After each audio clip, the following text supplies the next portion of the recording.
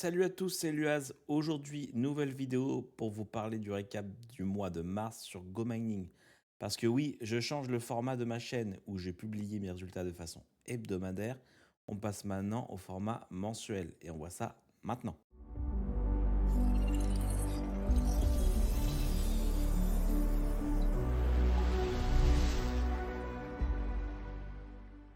Ce mois-ci, j'ai miné pour l'équivalent de 2225 GMT d'une valeur, si on le prend comme moyenne à 0,30 centimes, 667 dollars de GMT. Et pour la partie BTC avec une moyenne de 69 000 dollars, on arrive à 189 dollars de récompense. Ce qui donne pour le mois de mars un total de 856 dollars. Avant de faire le tour des nouveautés, si tu n'es toujours pas sur GoMining, je te laisse mon lien d'affiliation qui te donnera un bonus de 5% en TH sur ton premier achat de mineur et 30 jours de Platinum Plus gratuit et évidemment grâce à Discord en bio, un accompagnement pour répondre à tes questions. Franchement, GoMining a été très actif ce mois-ci avec plusieurs grosses mises à jour. On va commencer par le Spellbot. Il permet d'automatiser l'utilisation des boosts dans Miner Wars.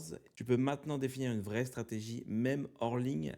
Clairement, ça change complètement le gameplay et ça rend la Wars beaucoup plus stratégique. Et c'est extrêmement fort pour les boosters. Et la deuxième nouveauté du mois, c'est un mineur bonus que tu peux faire évoluer en réalisant des actions. Par exemple, activer l'auto-réinvestissement, compléter certaines tâches. Troisième nouveauté, les voyages dans l'application. Tu te souviens du partenariat avec Travala? Maintenant, c'est directement intégré dans l'application. Tu peux réserver hôtel, voyage avec un cashback en fonction de ton niveau VIP. Il n'est pas possible pour le moment de réserver ces vols avec du GMT. Il faut utiliser Travala pour ceci. Quatrième nouveauté, le prix du TH. Et là, c'est probablement le point le plus important. Le prix du TH a encore baissé. On est aujourd'hui autour de 14,99$ le TH pour acheter un nouveau mineur en 15 watts, ce qui est extrêmement bas. Honnêtement, je ne pense pas qu'on verra des prix beaucoup plus bas que ça. Si tu avais prévu d'acheter, ça peut clairement être un très bon moment. Point négatif,